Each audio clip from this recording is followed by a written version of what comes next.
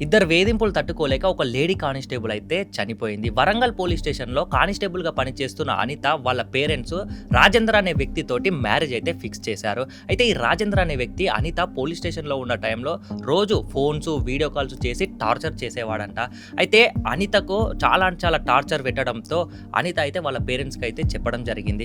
వెంటనే వాళ్ళ పేరెంట్స్ ఆ రాజేంద్ర అనే వ్యక్తితోటి సంబంధం అయితే క్యాన్సల్ చేసేశారు. అయితే సంబంధం క్యాన్సల్ చేసిన తర్వాత అదే టైంలో అనిత క్లాస్‌మేట్ అయిన జబ్బర్‌లాల్ తోటి అనిత రిలేషన్‌షిప్‌లోకి అయితే వచ్చింది.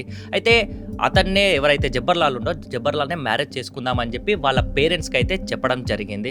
అయితే అప్పుడు ఎవరైతే మ్యారేజ్ క్యాన్సల్ అయిందో రాజేంద్ర అనే వ్యక్తి ఈ స్టోరీ మొత్తం తెలుసుకొని జబ్బర్‌లాల్‌కి ఫోన్స్, మెసేజెస్ చేయడం అయితే స్టార్ట్ చేశాడు. అనిత ఇలాంటిది, అలాంటిది అని చెప్పి బ్యాడ్‌గా అయితే పోర్ట్రేట్ చేశాడు. అయితే అనితకి ఏం చేయాలో అర్థం కాలేదు.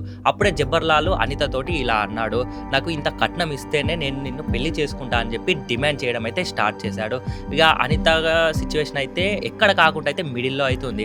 అప్పుడే వెంటనే రాజేందర్ అనే వ్యక్తికి కాల్ చేసి, "నువ్వు ఇలాంటి పిచ్చి కథలు పడితే నేనైతే చనిపోతానని" చెప్పడం అయితే జరిగింది. అప్పుడు ఆ రాజేంద్ర అనే వ్యక్తి ఈ మాటలు మొత్తం లైట్ తీసుకోవడంతో అనిత రియల్‌గానే చనిపోయింది. అయితే అనిత వాళ్ళ ఫ్యామిలీకి న్యాయం జరగాలని చెప్పి చాలామంది అయితే కోరుతున్నారు.